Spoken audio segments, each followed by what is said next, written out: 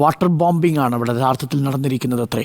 മുണ്ടക്കയിൽ നിന്ന് ഉരുൾപൊട്ടി വന്ന മലവെള്ളം പുഴയുടെ ചെറിയ കൈവഴികളിലൂടെ ഇരുഭാഗത്തും ഉണ്ടാക്കിയത് വൻ നാശനഷ്ടമാണ്. വൻമരങ്ങൾ ഒഴുകിക്കയറിയതോടെ പുഴയും റോഡും ഒന്നായി മാറി. ഏതാണ് വഴി, ഏതാണ് പുഴ, ആർക്കറിയാം?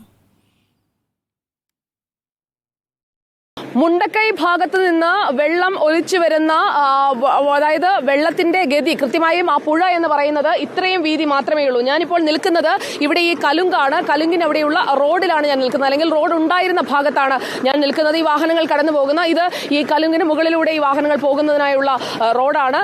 ഈ റോഡിന്റെ താഴെ ഈ ഭാഗത്ത് കൂടിയാണ് ഈ പുഴയുടെ ചാല് വരുന്നത്. അതായത് ഇവിടെ മുതൽ ഇവിടം വരെ ഇത്രമാത്രം വീതിയിൽ ഒഴുകിയിരുന്ന ഒരു പുഴയാണ് ഇപ്പോൾ വഴിയിലേക്കും പരന്നൊഴുകിയിരിക്കുന്നത്. ഇത്രമാത്രമല്ല, അങ്ങോട്ട് നമ്മൾ കാണുന്ന ഭാഗങ്ങളിലേക്കെല്ലാം നാശനഷ്ടം ഉണ്ടാക്കിയത് ഈ പുഴ വിരിഞ്ഞൊഴുകിയ ഭാഗമാണ്. ഇവിടെ നിന്ന് ഇപ്പോൾ നദിയുടെ ഭാഗത്ത് നിന്ന് വെള്ളം ഇങ്ങോട്ടേക്ക് ചാലായി ഒഴുകുന്നത് നമുക്കിവിടെ ദൃശ്യങ്ങളിൽ വ്യക്തമായി കാണാം. ഈ മൺതിട്ട രൂപപ്പെട്ട ഭാഗം ഇത് ആ റോഡിന്റെ ഭാഗമാണ്. അതായത് റോഡിന്റെ കൃഷിയിടത്തിന്റെ ഒക്കെ ചേർന്നുകൊണ്ടുള്ള ഒരു മൺതിട്ടയാണ് നമ്മളിപ്പോൾ ഇവിടെ കാണുന്നത്. ഇവിടേക്കും ആളുകൾ വന്ന് അടിഞ്ഞിട്ടുണ്ടാകാനുള്ള സാധ്യതയുണ്ട്. ഇതുവഴിയാണ് മൃതദേഹങ്ങൾ, ഒപ്പം തന്നെ വലിയ മര കഷണങ്ങളൊക്കെ ഒഴുകി വന്ന് നമ്മൾ നേരത്തെ കണ്ട ആ ഒരു ഡെഡ് എൻഡിലേക്ക് എത്തിയത്. അവിടെയാണ് ആളുകൾ വന്നടിഞ്ഞിരിക്കുന്നത്. ഇത് ഇപ്പോൾ ഒരു വഴിയാണെങ്കിലും ഒരു പുഴയായി മാറിക്കഴിഞ്ഞ ഭാഗമാണ്. ആ ഭാഗത്തു കൂടിയാണ് നമ്മളിപ്പോൾ കടക്കുന്നത്. ഇപ്പോഴും മുട്ടൊപ്പം വെള്ളം ഈ ഭാഗത്തുകൂടി, അതായത് നേരത്തെ റോഡ് ഉണ്ടായിരുന്ന ഭാഗത്ത് ഇത്രയും വെള്ളമുണ്ട്. ചിലയിടങ്ങളിൽ മുട്ടൊപ്പം, ചിലയിടങ്ങളിൽ പാദത്തിന് തൊട്ടു മുൻപ് വരെ അത്രയുമാണ്. വെള്ളത്തിന്റെ ഒരു ശക്തിയും ഇപ്പോൾ കുറഞ്ഞിട്ടുണ്ട്. അതായത് ഇതുവഴി ഒഴുകുന്ന വെള്ളത്തിന്റെ ശക്തി കുറഞ്ഞിട്ടുണ്ട്. മലമുകളിൽ മഴ കുറഞ്ഞതിന്റെ ലക്ഷണമാകാം അതെന്നാണ് പ്രദേശവാസികൾ പറയുന്നത്. നോക്കൂ, ബെഞ്ചത്ത് നമുക്ക് അങ്ങോട്ടേക്ക് പാൻ ചെയ്യുകയാണെങ്കിൽ അവിടെ ദൃശ്യങ്ങളിൽ കാണാം മരങ്ങൾ ഒഴുകി വന്നത് ഏതൊക്കെ വഴികൾ വഴിയാണെന്ന്. മറുഭാഗത്ത് വീടുകളുണ്ട്. ആ വീടുകളുടെ മുറ്റത്തേക്കൊക്കെ മരം ഒഴുകി കയറിയത് നമുക്ക് ഇവിടെ നിന്ന് കാണാം. അതുപോലെ കൃഷിയിടങ്ങളിലേക്കൊക്കെ പൂർണ്ണമായും വെള്ളം നിറഞ്ഞ് മുങ്ങിയിരിക്കുന്നത് നമുക്ക് കാണാം. ഇവിടെ നിൽക്കുമ്പോൾ ഇതുവഴിയുള്ള വെള്ളം, ആ വെള്ളത്തിന്റെ ശക്തി ഇപ്പോൾ കുറച്ച് കുറഞ്ഞിട്ടുണ്ട്. എങ്കിലും എപ്പോഴാണ് പുഴ കലങ്ങി ഒഴുകുക, എപ്പോഴാണ് പുഴയ്ക്ക് ശക്തി വെക്കുക എന്ന് നമുക്ക് വ്യക്തമല്ല.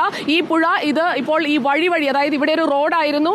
ഈ റോഡ് വഴിയാണ് ആളുകൾ ഇപ്പുറത്തേക്ക് വന്ന് ഈ പാലം കടന്ന് പോയിക്കൊണ്ടിരുന്നത്. അപ്പോൾ ഈ വഴിയിലൂടെ, ഒപ്പം തന്നെ അവിടെ നിന്ന് വരുന്ന വഴിയിലൂടെയൊക്കെ വരുന്ന വാഹനങ്ങൾ പോയിക്കൊണ്ടിരുന്ന ഒരു പാതയായിരുന്നു ഇത്. അതാണ് ഇപ്പോൾ ഇങ്ങനെ മാറിയിരിക്കുന്നത്. നോക്കൂ, രക്ഷാപ്രവർത്തകർക്കൊക്കെ ഇവിടെ എത്തിച്ചേരാൻ ആദ്യഘട്ടത്തിൽ ബുദ്ധിമുട്ട് നേരിട്ടിരുന്നു.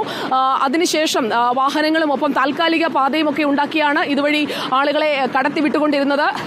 ഇപ്പോൾ ഇപ്പുറത്തെ ഭാഗത്തേക്ക് വന്നടിഞ്ഞിരിക്കുന്ന മരങ്ങൾ, അതൊന്നും ഇവിടെ ഉണ്ടായിരുന്ന മരങ്ങൾ വീണതല്ല.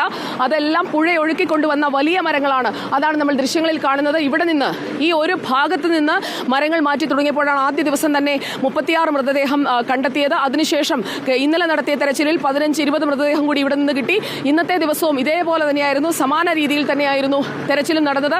ഇന്നിപ്പോൾ കൂടുതൽ പേർ മണ്ണിനടിയിലുണ്ട് എന്ന് ഉറപ്പിച്ചുകൊണ്ടുള്ള പരിശോധനയാണ് നടന്നുകൊണ്ടിരിക്കുന്നത്. പുഴ ഗതിമാറി ഒഴുകിയതിന്റെ ഏറ്റവും അടുത്തുള്ള ദൃശ്യങ്ങൾ പ്രേക്ഷകർക്ക് ഇപ്പോൾ കാണാം.